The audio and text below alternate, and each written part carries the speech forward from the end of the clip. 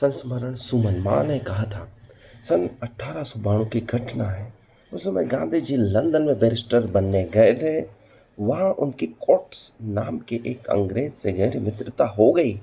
दोनों मित्र सभी विषयों पर खुलकर चर्चा किया करते। एक दिन कोट्स को गांधी जी के गले में माला दिखाई दी। उसने पूछा, मिस्टर गांधी जी, ये क्या अंधविश्वास गले में बांधे फिरते हो?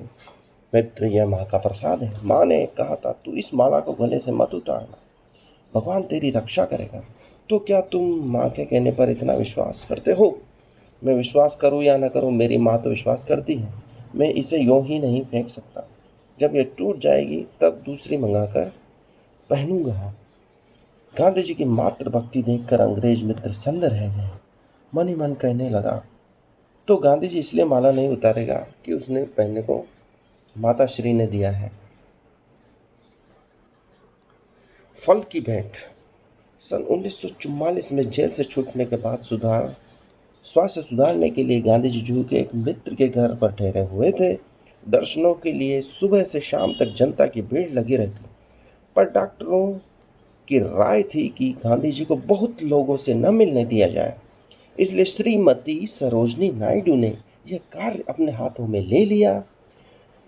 वे गांधी जी के कमरे के दरवाजे पर बैठी रहती और उनसे किसी को मिलने नहीं देती थी। एक दिन एक बालक सवेरे सवेरे आ गया और दिन भर दरवाजे पर बैठा रहा और गांधी जी के दर्शन के लिए जिद करता रहा। अंत में गांधी जी ने श्रीमती नायडू से उसे भीतर आने के लिए कह दिया। लड़का भीतर गया, साथ में बहुत से फल लाया था। गांधी जी से उन्हें स्वीकारने का आग्रह करने लगा। लोगों ने उसे भिखारी समझा। लोगों के चेहरे का भाव समझकर उसने कहा,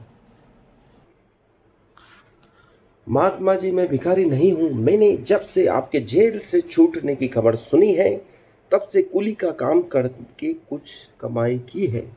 उसी कमाई से मैंने फल खरीदे हैं। गांधी जी बालक की बातों से द्रवित हो गए। बोले, बेटा जाओ, तुम अपनी कमाई के फल खाओ।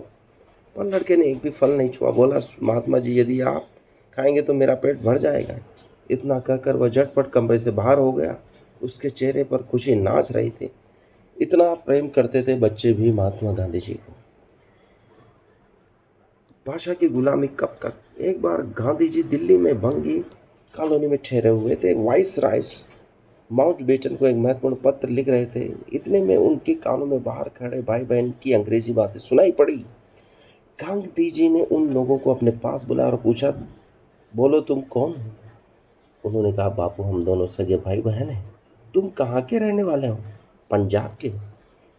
तुम तो पंजाबी, हिंदी, गुजराती इन सभी भाषाओं को जानते हो, फिर आपस में इनका प्रयोग क्यों नहीं करते? तुम दोनों अपनी देशी भाषाओं की हिंसा कर रहे हो। अंग्रेजी के गुलाम बने रहो। ऐसा लगता है आज हम आज़ादी के लायक नहीं हुए। मैं अंग्रेजी को बुरी भाषा नहीं मानता, पर मतलब यही नहीं कि हम अपनी मातृभाषा और राष्ट्रभाषा का तिरस्कार कर दें।